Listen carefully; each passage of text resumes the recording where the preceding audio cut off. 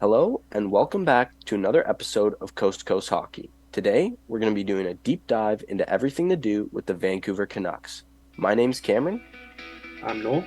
And I'm Nick. Let's get started.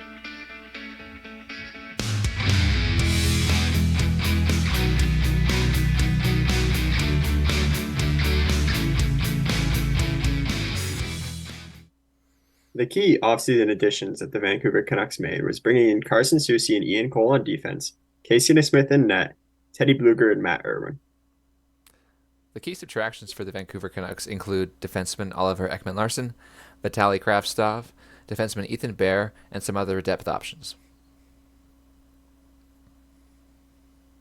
Moving on to the biggest arrivals for the Vancouver Canucks. Probably the biggest name they brought in this offseason was Carson Soucy out of Seattle. Big defenseman at 6'5", 29 years old.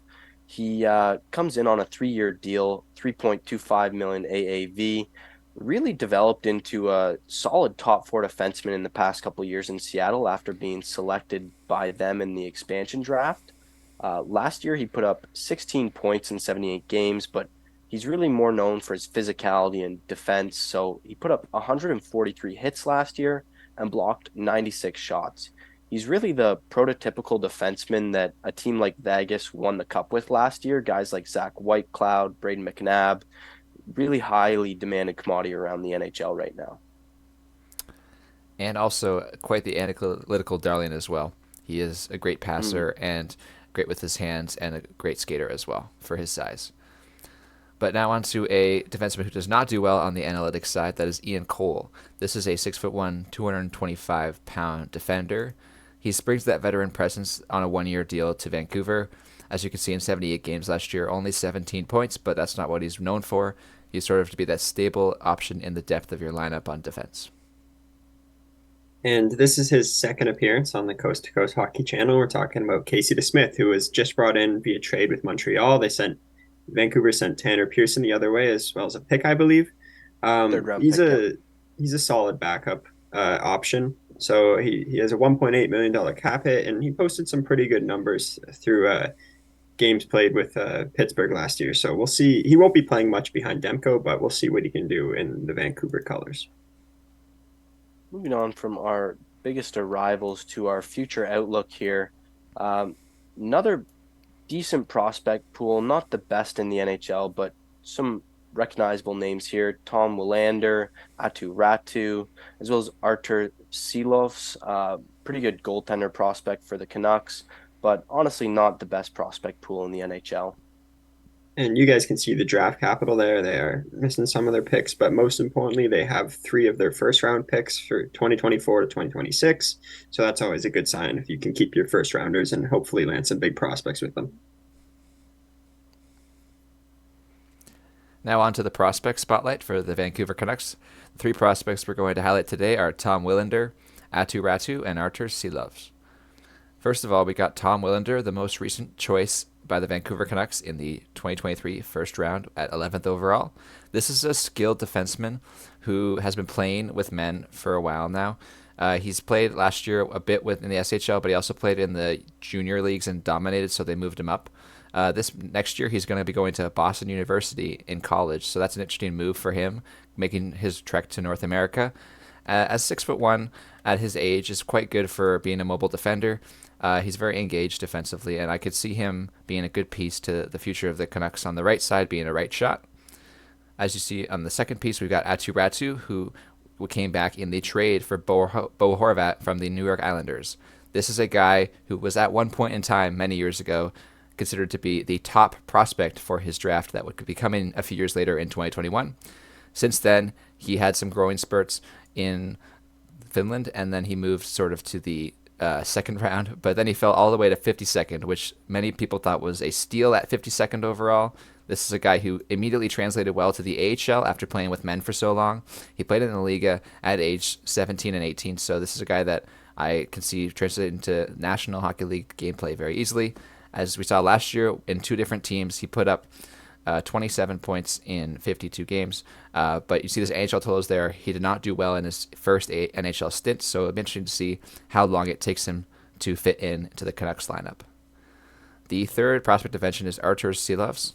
This is a prospect that was drafted in the sixth round in 2019, sort of a flyer on a European untouted goaltender. This is a guy that no one really knew about coming out of Latvia, and Latvia doesn't have very strong leagues to play in if you're a goaltender. So regardless if you're doing well or not in smaller countries, if you haven't moved over to one of the big leagues in Europe, it is very hard for scouts to find you and sort of prove your worth to the NHL teams that are drafting you.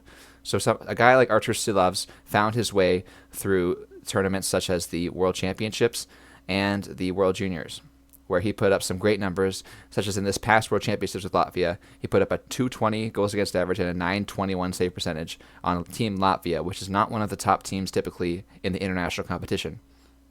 As you can see there as well, he put up some great numbers in his first couple years in the AHL with a 909 and a 244 as a starter in Abbotsford, as well as in only 5 games at the NHL level, is still putting up some pretty decent numbers as a rookie. So I look for him to be a decent backup option to Thatcher Demko in the future, potentially. But if he's not moved by now, I think he'll be a decent piece overall to any team that takes him. Moving on from our prospect spotlight to the projected lineup here for the Vancouver Canucks this season. The first line there really started to click at the end of the year after the trade deadline when Anthony Beauvillier was added from the Islanders in the Bo Horvat trade. So he's a good complement to Elias Pettersson and Andrei Kuzmenko, who had an incredible rookie season last year. On the second line there, we have Ilya Mikheyev, the former Toronto Maple Leaf. He's going to look to stay healthy. JT Miller down the center, who's not known for his defensive ability, but a very high upside offensive player, can scratch 100 points pretty much any season. Brock Besser, who is kind of a perennial bounce back candidate. We're still kind of waiting for it to happen, but hopefully it's this year for Vancouver Canucks fans. I know he came into the league with so much promise and such goal scoring ability, so hopefully he's able to turn it around this season. We got Philip DiGiuseppe on that line there. He's replacing Tanner Pearson, who has recently moved out. And then we got Pius Suter, as well as Connor Garland. Connor Garland is unfortunately very paid, for where he's playing in this lineup. I believe his cap hit's around $5 million or something like that. So for a third liner, that's really not ideal. A decent player, but unfortunately that move for Oliver Ekman-Larsson and Connor Garland continues to haunt the Vancouver Canucks. Fourth line, we have Dakota Joshua, Teddy Bluger, the new acquisition, really nice fourth line center, and Vasily Podkolzin, who is kind of out of place on a fourth line. He's somebody you'd probably like to see play higher up in your lineup. On to the defensive pairs projection for the Vancouver Canucks. We've got the strong defensive side on the left with Quinn Hughes, followed by Carson Soucy playing on his offside on the right, but he usually does play both the left and right side for whoever needs it. He is strong on both sides. You've got Ian Cole and Philip Hronek, the interesting acquisition from previous years, on the right side there from Detroit. And then you've got Matt Irwin and Tyler Myers on the third pair now. Tyler Myers was once sort of described as being the top 4 or top pair defenseman that they signed him to be. So he's still making $6 million this year, but he might be on the third pair. And finally, looking at goalies here, we have Thatcher Demko as the starter. This guy had a tough season last year, was really injury prone and really struggled at points in the season. But at the end, he finished 11-4, I think. So he definitely, when healthy and on top of his game, is a top 10 goalie in the league. So we'll touch on a bit later, but they're really hoping for a bounce back for him. Casey DeSmith was brought in the offseason as a nice backup option for them. And then Spencer Martin as well, who definitely is a solid option as well. He played some games last year for Vancouver with the injuries to Demko, and he's serviceable, but he's just a depth piece at this point. Moving on from the Vancouver Canucks lineup to some storylines surrounding the team. So the first one there is similar to what's going on with the Maple Leafs and Nylander. It's all about Elias Pettersson and the extension and rumors. So Elias Pettersson's contract is up at the end of the year. He's currently in around the $7 to $8 million range, but he's going to be an RFA, so they still have team control. But this is a player who put up 39 goals and 102 points last year.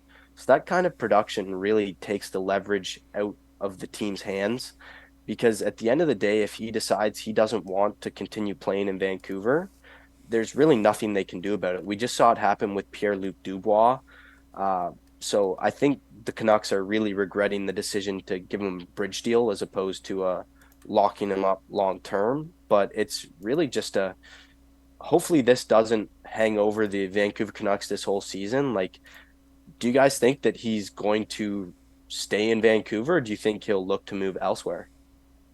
Pedersen's 24 right now, and if he was to sign an 8-year deal with the Canucks, that'd be taking him through like pretty much his entire prime. He'd be like 32 when it finishes. And what have the Canucks done in his tenure as a Canuck besides like they made one playoff or they've made the playoffs once. Sorry, I think they won 2 series in it, so that was fine. But they've only made the playoffs once in his career. So does he really want to commit long term to this team? We could see him doing something similar to Austin Matthews' route, just signing a 4-year deal so he could cash in on another big contract after, whether he wants to stay in Vancouver or not.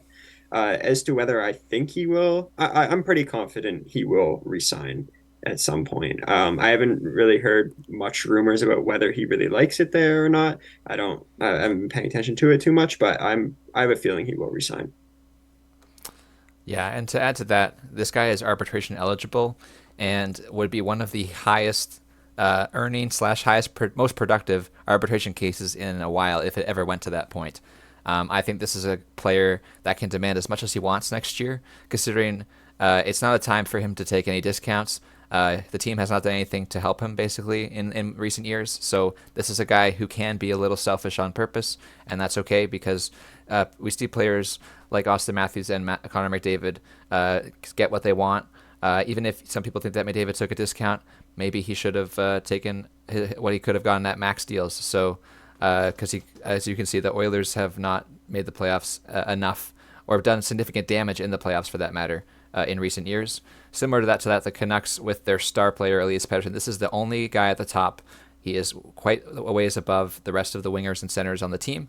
So I see Elias Pettersson challenging the Canucks contractually in the offseason.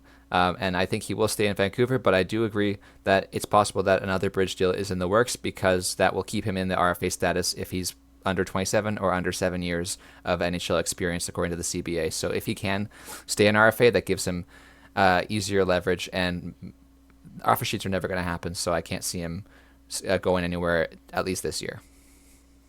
I think the one thing that really bodes well for the Vancouver Canucks here is the fact that Tyler Myers is also coming off the books at the end of the season. So that's a $6 million cap hit that they're going to have to use towards Pettersson. So that would open up almost 13 million just there between those two players. So if he's asking for 11 million per se in that range, 11, 12 million, that's something they might actually be able to give him.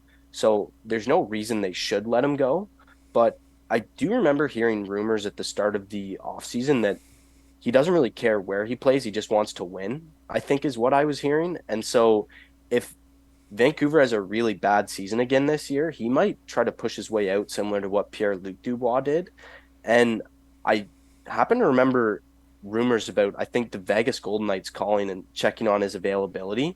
And that's just a team that if there's a star player out there who's available, I think they're always going to pursue him. And I think if they were able to acquire Pettersson and have their two centers be Eichel and Pettersson moving forward, that would be a dynasty. I agree. I think that's a good point. It really depends how Vancouver does this year. It could decide the fate of Pettersson. And you said that the contract may be weighing over him on the season. It may kind of limit his performance, but I just also want to argue that sometimes we see players in contract years really step up because they want to get paid. So it could go both ways. So since he's in a contract year, he could put like another 100-point season together just because he really wants to get paid. So we'll see what happens with him. And I do think it really depends on how Vancouver does this year. Yeah. Yeah, no, I'm more mean weighing over the team, not him per se. Yeah. Yeah, he is going to be a focal point in the media this year, and any Canadian media market will definitely be all over this guy everywhere he goes about when he's going to sign, who he's going to sign with, why is he not going to sign today. And so I really am interested to see how he handles all that pressure this year, as well as the incentive to play well to get a good contract. Yeah. Vancouver, I think, is sometimes underrated of how much of a media hotbed it is. Mm-hmm. I know Toronto is known as the worst, and Montreal's bad too, but Edmonton and Vancouver are right up there as well. Those are really They have fanatical fan bases. So hopefully he stays, and this has become a franchise player. So hopefully he's able to get an 8-year deal done here, and he stays here for a long, long time. Moving on to our next storyline, we have, as Noel mentioned earlier, just wondering if Thatcher Demko is going to be able to bounce back. This is a super highly touted goaltender. He was at one point probably the highest touted up and coming goalie coming out of the United States. And at this point, like he's been surpassed by guys like Jake Ottinger, who have outperformed him in recent years. But year ago, he had a save percentage of 915 and a goals against of 2.72. This past year, those numbers dropped to a 901 and his goals against increased to a 3.16. So obviously, the quality of the team has varied in front of him, but this is a guy that's kind of supposed to be your starting goalie of the future. So it's kind of concerning to have him stumble a little bit last season. Do you guys envision him bouncing back, or do you see another difficult season in net for Thatcher Demko? I'm really high on Thatcher Demko. I drafted him 2 years in a row in fantasy hockey. Luckily, I missed out on his tough season last year. I wanted him. I didn't get him, so I got kind of bailed out by that. But I really think that Thatcher Demko is the real deal and will bounce back. I mean, we saw how he finished last season. He played really good. Almost brought Vancouver to the playoffs, much to their detriment. I think they should have tanked for Bedard, but I do believe that Demko will bounce back, and I don't. I think he does have the potential to be a top five goalie, in my opinion. I may be bullish on saying that, but I am really high on Demko. Yeah, it really depends on the decor in front of him. We've seen a couple years alongside the top pair being Chris Tanev and Quinn Hughes, which I've really liked as a complementary pair to sort of like set things in motion for the Canucks defense core. But in recent years, we've seen some inconsistencies, and we've seen Quinn Hughes have up and down years, both offensively and defensively. So I think someone like him having a great year will also help Thatcher Demko have a great year consequently. And I think that definitely Thatcher Demko can bounce back. But I do worry about the backup situation in Vancouver, being Casey DeSmith and some other young guys, including Artur Silovs, who might make some games in. But if Demko has to play another season where he plays upwards of 60, 65 games, is he going to hurt himself for the following season? Because we see him only play 32 games last year, and I'd argue that stems from playing 64 the previous season. You can't survive that long without maybe some minor tweaks. Even still, you're going to be sore. Yeah, I That's a good mean, point.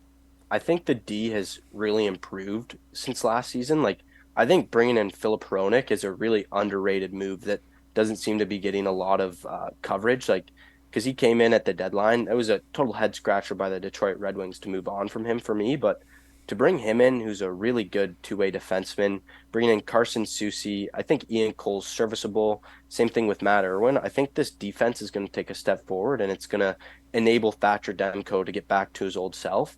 And I honestly think the goalies behind him are pretty solid, and Casey DeSmith and Spencer Martin. I think they're two decent options as backups. And Casey DeSmith is a guy who's been part of a tandem in the past in Pittsburgh with Tristan Jarry. So I think he's got some better options behind him this year. So there's going to be less pressure on him to play a lot of games, like you said, Nick. So I think everything's looking like he's going to have a bounce back season. I think that was a smart move by the Canucks to go Yeah, after DeSmith to kind of totally agree. address Demko's workload for sure. They really addressed two needs at once by getting rid of the cap space of Tanner Pearson Mm. and acquiring Casey DeSmith, and the cost was simply a third round pick. So pretty good trade for both teams on that one, actually. Uh, Moving on to our final storyline here, we're just talking about the fact that Rick Tocchet is taking over this team. So last season, we all know what happened with Bruce Boudreau. Super unfortunate. They kind of strung him along for so long. Uh, Not a great situation there, but essentially they went 18, 25, and 3 with Bruce Boudreau behind the bench. As soon as Rick Tocchet took over, things improved almost immediately. They went 20, 12, and 4. So quite an improvement. So just wondering, do you guys think that this improvement we saw last year is going to carry over into next season, or was it kind of just a honeymoon phase with the new coach? I'm not that familiar with Rick Tocchet, but from what I've heard, I think he commands a lot of respect to his players. They like playing for him. So yeah, I definitely think that he's going to have a positive impact on the team. That wasn't just a fluke that they ended like that. I think he's going to really have the team buy in defensively. And I also want to point out that Quinn Hughes is the captain now, so I think he'll provide some great leadership along with other veteran players like JT Miller. I do believe that Rick Tocchet will do a good job running this team, and I think it was a good move to bring him in. Yeah, we've seen him take some pretty miserable Arizona Coyotes teams to some decent heights, especially with their chance in the playoffs a few years ago. That was something that really no one expected. But I do think that his accountability and his communication are pretty much the two pillars that I think he's going to lean on this season, where he's going to be transparent with his players like he usually is, and also demand that accountability. So I believe that the team itself is going to buy in. And as we've seen last season in the brief stint, that was clearly a phase. Like, it's not a small sample. That's over 30 games. That is plenty to say that this team is better and different, a new identity perhaps under this new coach. And alongside Quinn Hughes' introduction as captain, I believe that it'll be kind of a new leaf basically for this franchise. And we'll see what a full off season as well as training camp does for this team with the new coach as well. Yeah, exactly. I think he's a great head coach, and he's got a little bit of a head start by kind of building that foundation at the end of last season. So they made a good push, but ultimately weren't able to get into the playoffs last season. But they're starting from point zero this year, so it's going to be a big advantage for him. They're starting tied for first, so Yep, and tie for last, but definitely closer to first, you'd hope. glass half full. Yeah, exactly. All right, moving on to our final segment here. Just a broad overview for the Vancouver Canucks offseason and upcoming season. So on the offseason, we're going to give them an A minus. Overall, I think it was a pretty solid offseason. Made a pretty good draft selection in Willander, as well as bringing in some really good veterans to complement the guys they already have in Carson Soucy, Matt Irwin, Ian Cole, Case Smith, and Teddy Bluger. Uh, those are really good role players that are going to fit in well and kind of address the needs that they had. So for the offensive strength for this team, we're going to go with a B. That first line is elite, but after that, it falls off pretty quickly outside of guys like JT Miller. Ilya Mikheyev, I'm not sure if he's a bona fide top six player. So some guys like that are maybe playing a little bit above their weight, but overall pretty mediocre forward group at a B. We're going to give the defense a B plus. I think it's much improved from last year. Really bringing in Carson Soucy is a huge move there. I think he's a really good defenseman, and I think he was underrated until he hit free agency. And then I think people quickly learned how good he was, and he was pretty accurately valued when he hit the open market. Moving on to goaltending, we're going to go with a B plus there. It all depends on whether Thatcher Demko can bounce back, because as Noel said, this could be a top 10, top 5 goalie in the league at his best. And if that's the case, this is going to move up into that A range. But they have some good depth behind them in Smith and Martin. So really made some strides there as well. As for future outlook, going to go with a B plus. As we mentioned earlier, not the best prospect pool in the NHL, but the young players on the team are just so exciting, with Elias Pettersson and Quinn Hughes leading the way. It's a very exciting time to be a Vancouver Canucks fan, and it hopefully will be for many years to come. This is the first aggregate playoff team that we've covered on the Coast to Coast channel here. Vancouver, we have making it for the second wildcard spot in the Western Conference. This team has star power. They have Elias Pettersson, JT Miller, Quinn Hughes, Thatcher Demko. Like, these are all, if Thatcher Demko can bounce back, these are all elite players in this league. The question is the depth, which we think that they have made some strides to address, at least on the defensive front. But I think some of their offensive pieces are also underrated, some of their depth pieces at least. And yeah, we have them making the playoffs. So we'll see if that comes true. I certainly hope it does. Moving on to our final summary here, just of the individual rankings. So in terms of the individual rankings, Nick had them ranked 22nd, not making the playoffs. Noel had them ranked 16 and in the playoffs. I had them ranked 18th and in the playoffs, for an aggregate ranking of 19th and making the playoffs. just one thing to illustrate here before Nick can maybe defend his take of them not making the playoffs, just to illustrate the fact of the difference in skill between the Western Conference and the Eastern Conference. We're at team number 19 and we're already in our first Western Conference team. That kind of demonstrates to you that we think the Eastern Conference is going to be far superior to the Western Conference next season. Nick, if you want to get into why you have them missing the playoffs. Yeah, for sure. I have teams including St. Louis, Calgary, and Winnipeg above them in my personal Western Conference rankings. I think that out of all the Canadian teams, they are probably the worst in the West. I just don't think their offense is going to carry them enough. And barring a miraculous Thatcher Demko elite run for the entire season, practically, I just don't see that defense plus the offense holding up. I think at different points in the season, Canucks fans will probably complain about one or the other, whether that being the forwards not scoring enough or the defense being ridiculous, causing Thatcher Demko to give up atrocious goals. But I think overall, the D pairs are not strong enough to handle the NHL's top offenses, and I do not think the forwards are able to tackle the NHL's top defensive cores in the league. Therefore, I just have them roughly missing at the playoffs, but it could be a coin flip between them and teams like Calgary, Winnipeg, and St. Louis. And my decision was just really based on the Thatcher Demko bounce back. I truly believe in him. I think he will 100% have a bounce back season. I also am really high on Elias Pettersson and JT Miller. Them as a 1-2 punch down the middle, I think is truly up there for some of the best in the league. So just in terms of the star power, I believe that they'll take this team to the playoffs. For me, I just really like the changes they've made on defense, and I think that that'll enable Thatcher Demko to be better. So that's really what it comes down to for me. Sorry to cut you off, but the one thing I do fear is the minutes that they spend without these top guys on the ice. That's the clear point. Is that yes, you have Elias Pettersson and JT Miller handling some top 6 minutes, but I do fear for when the depth have to come in, and I do like some of the additions they have made, but I just don't think players like Pius Suter, Teddy Bluger, Connor Garland, Colson, as well as players like Elon Cole and Tyler Myers, I don't think those guys are going to be able to take control when they're on the ice against some of the top lineups in the NHL. So I just fear for that going into next season. But I do expect players like Elias Pettersson and JT Miller to perform. That's fair. Yeah. I definitely think it's not the deepest team in the NHL, but I also think the West isn't the deepest conference. So I guess time will tell, and we'll have to see who's right, who's wrong. This is what makes this fun. So thank you guys so much for watching the video. We hope you enjoyed it, and we hope to see you back in the next one. Make sure to like, comment, and subscribe.